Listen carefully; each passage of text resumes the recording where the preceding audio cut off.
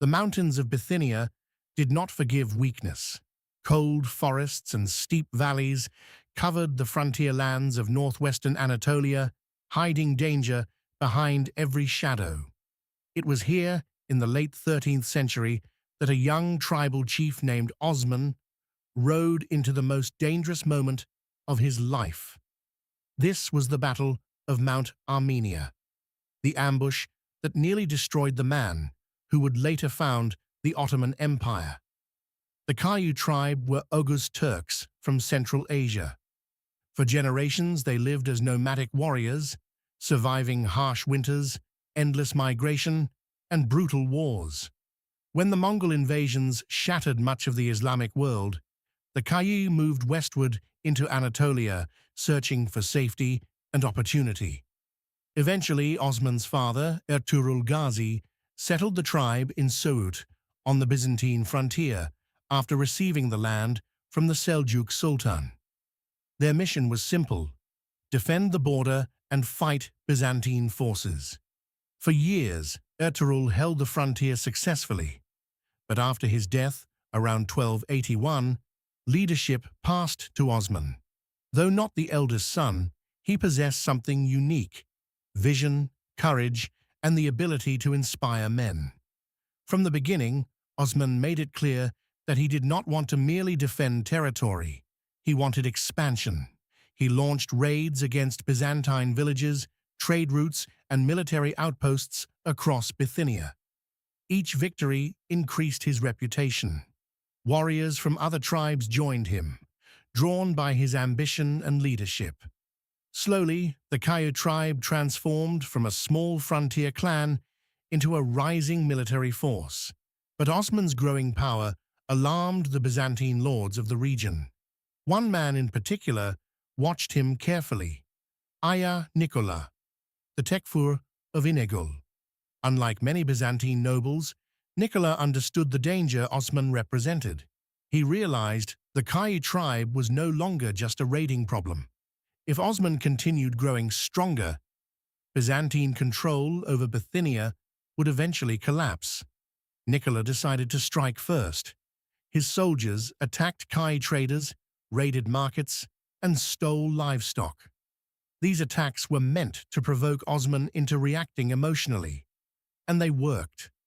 Furious over the insults to his people, Osman gathered his cavalry and marched toward Inegul, determined to punish Nikola. But Nikola had already prepared a trap.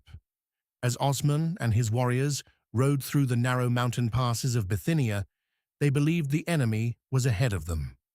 In reality, Byzantine soldiers were hidden all around them. At a place known as Mount Armenia, or Emen-Libeli, Nikola's forces waited silently on the high ground among the forests. Then the ambush began.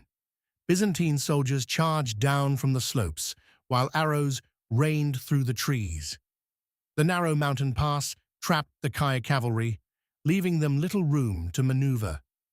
Chaos erupted instantly.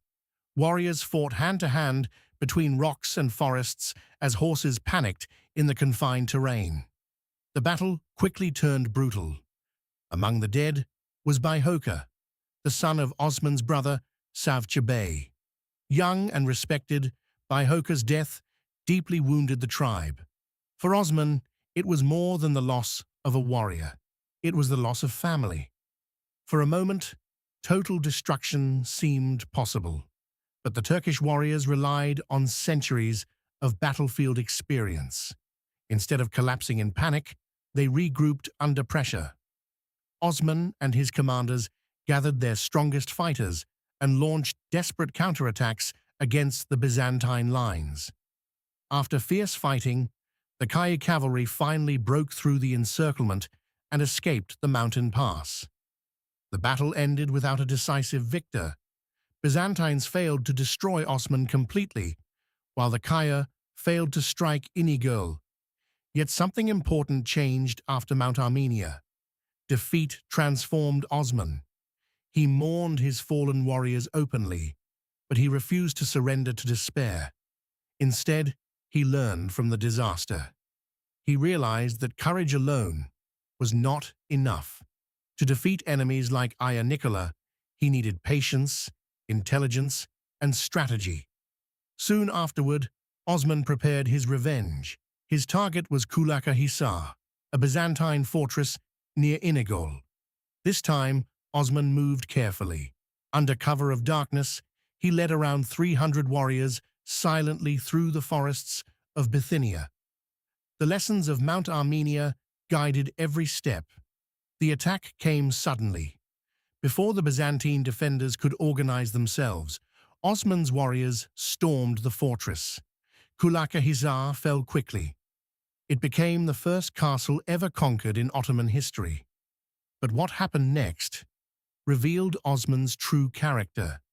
Instead of massacring the Christian civilians inside the fortress, he guaranteed their safety. Those who surrendered were protected under his rule. This decision showed that Osman was becoming more than a tribal raider. He was becoming a ruler.